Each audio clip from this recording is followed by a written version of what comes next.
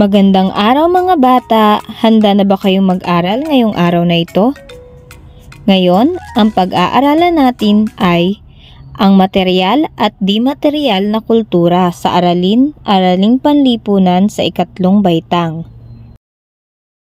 Pagkatapos ng araling ito, natatalakay ang katangian ng materyal at di-materyal na bahagi ng kultura. Naiisa-isa ang materyal at di-materyal na bahagi ng kultura ng mga unang Pilipino. Bago ang lahat, ano nga ba ang ibig sabihin ng kultura?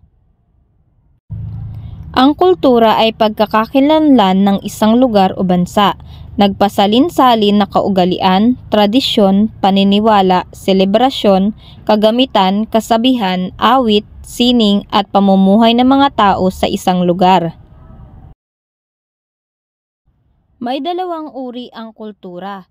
Ito ay ang materyal o kulturang materyal at kulturang di-materyal. Ang kulturang materyal ay mga bagay na maaaring hawakan. Ito ay naglalarawan sa mga nasasalat na bagay, materyales at kapaligiran na ginagamit ng mga tao upang makilala ang kanilang kultura. Ang mga nasasalat na bagay na nakikita, nahahawakan at nararamdaman ng ibang tao ay itinuturing na bahagi ng materyal na kultura. Ito ay mga produkto ng pagkamalikhain ng tao. Halos lahat ng nilikha ng tao ay nasa ilalim ng kategorya ng materyal na kultura. Halimbawa na nga rito ang palaso, sibat, na ginagamit ng ating mga ninuno noong unang panahon para sa panghuhuli ng mga hayop na kanilang makakain. Narito pa ang ilang mga halimbawa ng mga kulturang materyal.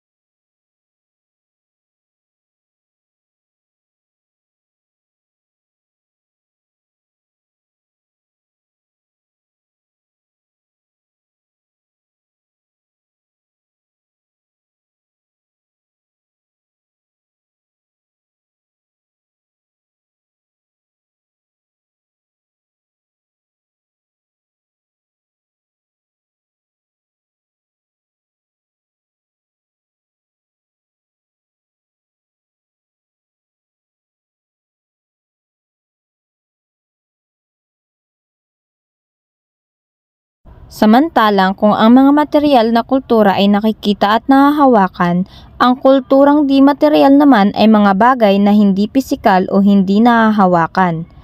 Tumutukoy sa mga di-materyal na kuro-kuro ng mga tao sa kanilang kultura, tulad ng kanilang mga paniniwala. Pagpapahalaga ng mga institusyong panlipunan tulad ng pamilya, relihiyon, pamahalaan at edukasyon. Bukod sa iba pa ay karaniwang humuhubog sa mga saloobin at sistema ng paniniwala ng isang lipunan.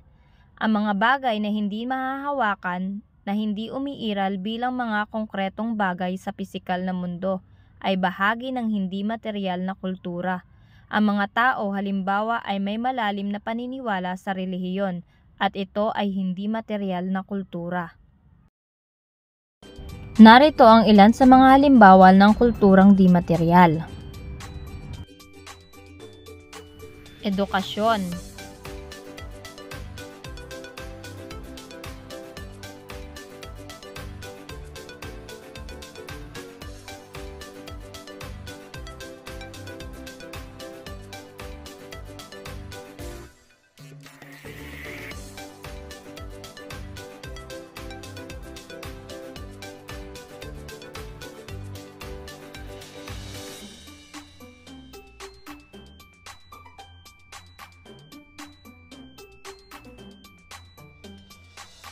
Pananampalataya.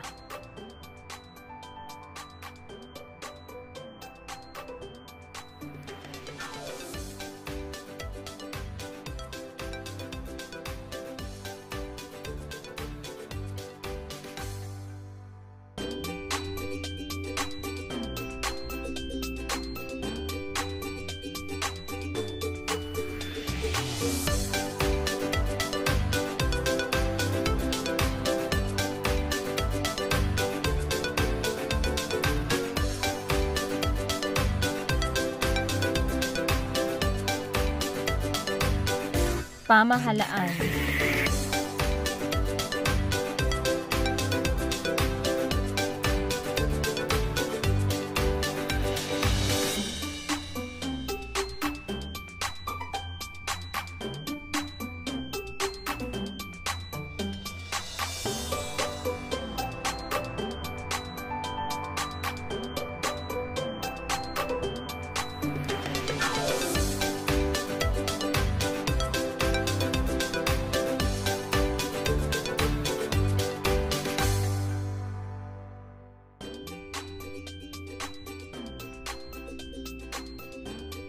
Wika at panitikan.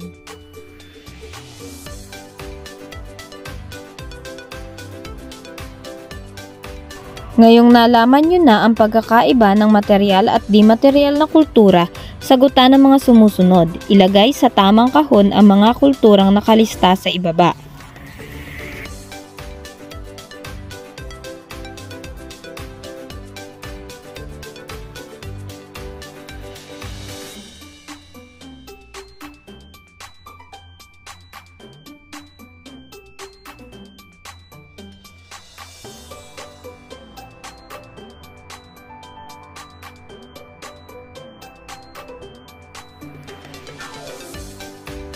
Isulat kung ang larawan ay material o di-material na kultura.